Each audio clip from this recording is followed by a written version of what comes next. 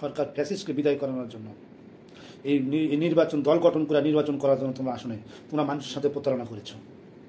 তোমাদের কি এই নির্বাচনী এই রাজনৈতিক দল গঠন করার কথা ছিল না? তোমাকে এই স্বৈরাচার হাসিনাকে বিতাড়িত করে দেশে ঘরে ফিরে যাওয়ার কথা ছিল? কোনটা?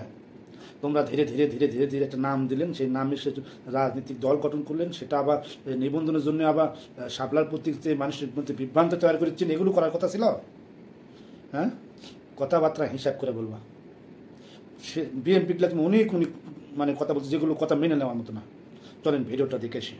আমরা যখন মুজিববাদের গর্ত থেকে উঠে দাঁড়াচ্ছি, নতুন করে মওদুদীর রাজ এবং জিয়াবাদের গর্ত আমাদের সামনে আবির্ভূত হয়েছে। আমাদের মন্দিরে মুকসুদ হলো বাংলাবাদ। আমরা বাংলাদেশে গণতন্ত্র চাই। গত 52 বছরে বিএনপি গণতন্ত্রের কথা বলে বাংলাদেশে জিয়াতন্ত্র কায়েম করার প্রচেষ্টা চালিয়েছে। আর জামায়াত ইসলামী ইসলামের কথা বলে এখানে মওদুদীবাদ এবং মওদুদী তন্ত্র কায়েমের প্রচেষ্টা চালিয়েছে। এই বর্তমান রাজনৈতিক দলগুলো এবং এস্টাবলিশমেন্টের অংশের কারণে আমাদের যে খুনের দায়ে অভিযুক্ত আওয়ামী লীগের অন্যতম স্পেন্সার চুপ্পু এখনো আমাদের ট্যাক্সের টাকায় বঙ্গভবনে ঘুমাচ্ছে। আমরা চুপ্পুর হাত দিয়ে বাংলাদেশ আর কোন আদেশের ক্ষেত্রে সাইন চাই না। এই আদেশের সাইন অবশ্যই অবশ্যই ডক্টর ইউনূসের সাইন আমরা চাই। বর্তমান রাজনৈতিক দলগুলোর মধ্যে 72-এর আওয়ামী লীগের যে সংবিধান রয়েছে সেটার প্রতি তাদের বিরোধ জেগে উঠেছে। যদি এত ভালোবাসা থাকে তাহলে মুজিবকে আপনারা কেন জাতির পিতা মেনে নিচ্ছেন না? আপনাদের জাতির পিতা মুজিব হতে পারে, আমাদের জাতির পিতা মুজিব নয়। বাংলাদেশে গণ অভ্যুত্থানের সৈনিকেরা এখনো জেগে আছে। 72-এর সংবিধান, 72-এর মুজিবীয় কায়দা কানুন যতদিন বাংলাদেশে নতুন করে কায়েম করার প্রচেষ্টা চালানো হবে, তাদের পরিণতি একইভাবে হাসিনার মতন হবে। আমাদের সামনে বর্তমানে প্রশ্ন আসছে যে আগামী রাজনৈতিক জোট গঠনে আমরা কোন দিকে যাব। আমরা বলি যে জনগণ সংস্কার চায়। জুলাই সনদের আইনি ভিত্তিতে বাংলাদেশে নতুন একটি সংস্কার প্রক্রিয়ার মধ্য দিয়ে যারা যাবে আমাদের আগামীর জোট তাদের সাথেই হবে।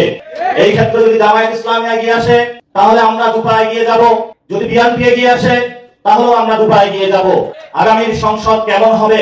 ইন্টারন্যাশনাল কমিউনিটি থেকে বাংলাদেশের জনমানুষের সবার চোখ তাকিয়ে আছে এইদিকে। সেখানে আমাদের এনসিপির নীতি হলো আগামীর পার্লামেন্টে আমরা জাতীয় পার্টি এবং আওয়ামী লীগের কোনো প্রতিনিধি দেখতে চাই না।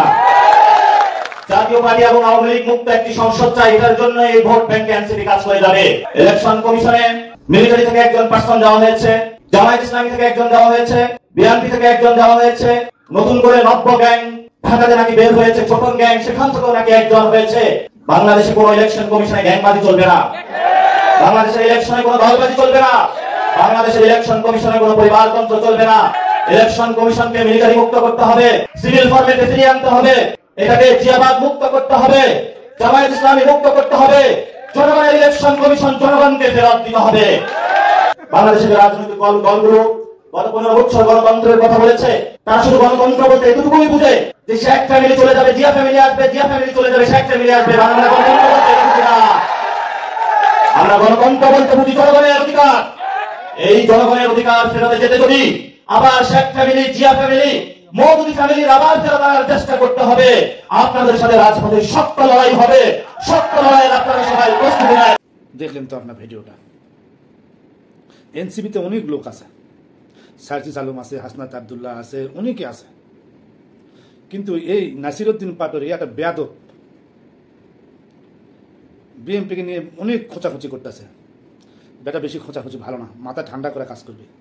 মানুষের ধৈর্যের কিন্তু একটা সীমা আছে। জিয়াউর রহমানকে নিয়ে তুই এই বিগত দিনে যে কথাগুলো তুই বলছিস না, বিএনপি ছাড়া তোর গতি নাই বেটা। তুই জানো সামনে ক্ষমতায় কে আসতেছে?